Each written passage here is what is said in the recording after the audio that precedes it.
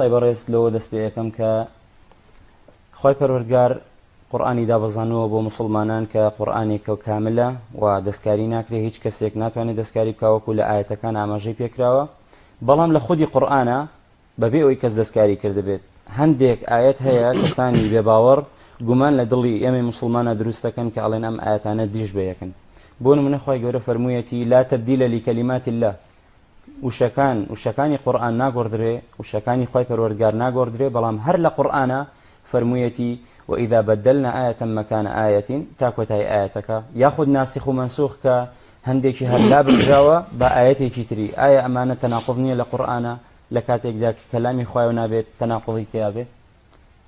بسم الله الرحمن الرحيم الحمد لله والصلاة والسلام على رسول الله. تاوەکارم لە خوای گەورە یارمەتی دەرمان بێت بۆ وەڵامدانەوەی ڕاست و دروستی ئەم پرسیارانە وەلابردنی شوبهە و گومان و بەرزڕاگرتنی ئاینەکەمان هەروەکو خۆی بەرزە و تەواو و کاملە. براکەم ئەم دوو ئاەتێکی ئاماژەت پێکردی، چەند باسی کەلیماتی خوا دەکات، چەند باسی ئاياتی خوای گەورە دەکات کە خوای پەروەردگار دەفەرمێ لا تەبدیل لکەلیمات الله. کەلیماتی خوای پەروەردگار کەلیماتی کەونی قەدەری بێگومان گۆڕینی تێدا نییە. یعنی خوای پەروەردگار کاتێکە ئینەما ئەمڕنا لشەیئین ئیذا ئەڕەدناه ئەن نەقوڵ لەه کون فەیەکون. خوای پەروەردگار کە شتێکی ببێت یەکسەر ئەمری پێدەکا و دەبێت. خوای گەورە ویستی لەسەر بۆ ئەرز و ئاسمان دروستکە، کەس نەبووە بێ ئەو کەلیمەی خوا ئەو ئەمرەی خوا ئەو قەدەرەی خوا بگۆڕێ. خوای گەورە ویستی لەسەرە کە شەو و ڕۆژ هەبێت، ئەمە بە کەلیمەی خوایە، ئەمە قەدەری خوایە، کەس ناتوانێت بیگۆڕێت. واتە کەلیمات الله واتە سنن الله في الكون، قوانين الله جل وعلا في الكون. یاسا و ڕێساکانی خوای پەروەردگار لەم بوونەوەرە کە دایناوە ژیانی مرۆڤەکان و هەروەها مەجرای حیاتی لەسرە، ئەمە ناگۆڕدرێت. لا تەبدیل لکەلیمات الله. کەس نییە بڵێ من عەبقەریمە و من زیرەکم و من پێشکەوتوم دەتوانم وا بکەم خەڵچینە لە سبەیەوە چاوەڕێکن لە نوێژی نێوەڕۆ خۆرتان بۆ ئاوا دەکەم بۆی زوو شەو بێت و ئیسراحەتکەن.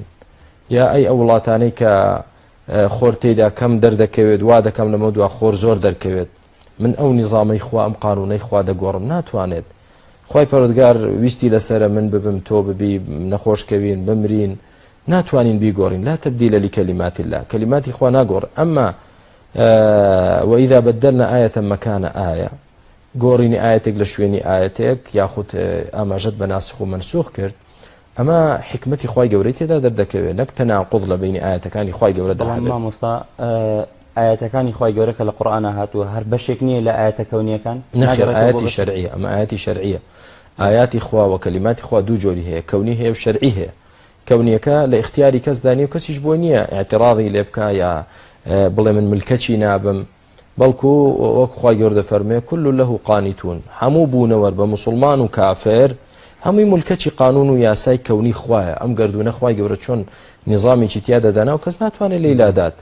بۆ منە خوای گەورە داینا و مرۆڤ دەبێ بخەوێت، کەسێک نییە بڵێ من ناخەوم وا دەکەم نەخەوم، ناتوانێت شەوێک دوو شەو ئیلا دەبێ بخەویت. خوای گەورە تۆی وا دروست کردووە. ئەمە ئاەتی خوا، ئەمە ئاەتی شەرعیە. لە ئاەتی شەرعیدا واتە ئەو یاسا و نظامەی بۆ ژیانی ئادەمی زاد کە خوای گەورە دایناوە لەسەری بڕۆن ئەمرمان پێ دەکا ئەوە بکەین، فڵان شتەمان لێ قەدەغە دەکا، ئەوەی بۆ حەڵال کردوین، ئەوەی لێ حرام کردوین، ئەمە اختیاری داوەتە دەست خۆمان.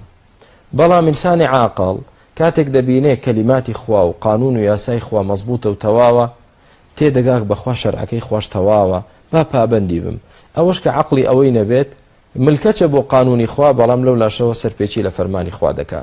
کەواتە کاتێک کە دەبینین خوای گەورە ئاەتێک دەگۆڕێ بە ئاەتێکی تر، حکمێک دەگۆڕێ بە حکمێکی تر، ئەمە بۆ تەربیە مرۆڤەکانە، پەروەردەیە. ئێستا کە سەیری وەزارەتی پەروەردە و فێرکردن بکەین، وەزارەتی تەربیە و تعلیم مەتەن لە هەر وڵاتێکدا هەیە، دەبینین قۆناغی یەک مەرحەلەی یەک پۆلی یەک منهجێکیان بۆ داناوە، پۆلی دوو منهجێکی خوێندنی تریان بۆ داناوە، پرۆگرامێکی تر. خۆمانای ئەوە نییە کە گەیشتە پۆلی 5 بڵێ وڵای ئەوەی یەک زۆر خراپ بوو، نە، ئەوەی یەک بۆ قۆناغی یەک باشە، ئەوەی دوو بۆ قۆناغی دوو باشە.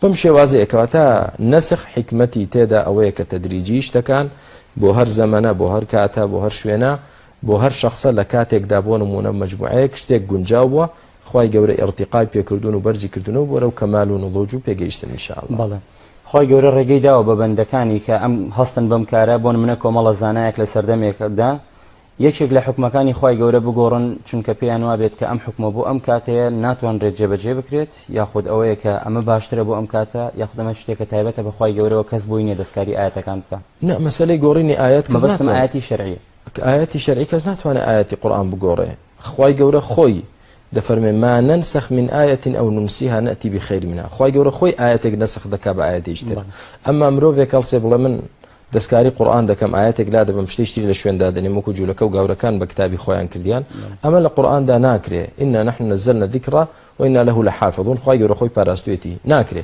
ئەمما ئەحکامی شەرعی مثلا هەندێک ئەحکام هەیە بە گوێرەی زەمن و بە گوێرەی مەکان کە زانایان فەرموویان الفتوى تتغير زمانا ومكانا هەندێک مسائل اجتهادی هەیە کە مبنی نیە لەسەر قەطعیات مبنیە لەسەر مەصالح و مەفاسد هەر کاتێ مەصلحەت لە بوونیدا هەبوو دەبێ هەر کاتێ مەفسەد تێدا هەبوو نابێ لەو شتانەدا عولەما قسە دەکەن یعنی بە گوێرەی زەمان و مەکان تەماشا دەکەن هەندێک فتوا دەگۆڕێت بگرە بە گوێرەی شخصێکەوە هەندێک فتوا دەگۆڕێ ماناوەنی شەرعەکەی خوا گۆڕاوە نمونە لەسەرەوە بێنمەوە بۆی زیاتر ڕوون تێبگەین گەنجێکی تازە پێگەیشت و دەچێتە لای مامۆستایەکی ئاینی یا دەچێتە لیژنەی فتوا لەگەڵ پیاوێکی پیری بە تەمەنیش دەچێتە لای لیژنەی فتوا هەردووچیان یەک پرسیاریان هەیە یەکیان دەڵێ من دەمەوێت دوکانێک دابنم ئەدەواتی ئافرەتانی تیادا بفرۆشم هەردووچیان هەمان پرسیارە فتوا لیژنەی فتوا دەڵێ ئەی گەنجی هەرزەکار بۆ تۆ باش نییە مەیکە پیاوی پیر بۆ تۆ دروستە و بیکە بۆچی چونکە ئەم بۆچی حەڵاڵە بۆیشی حرامە خۆر یەک دینە ئەمیان بەهۆی ئەوەوە لەوانەیە تووشی فیتنە بێت لە دوکانەکەیدا ڕۆژانە ئافرەت بێتە لای و کوڕێکی گەنجە بەڵام بەتەمەنەکە لەوانەیە دوور بێ لەو فیتنەیە بۆیە تەماشا دەکەین لەو مەجالانەدا زانایان مەجالی ئیجتیهادیان هەیە و ڕای جیاواز دەبینین نەک لە ئەسڵی دینەکە یا ئاەت گۆڕین شتی وا نابێت.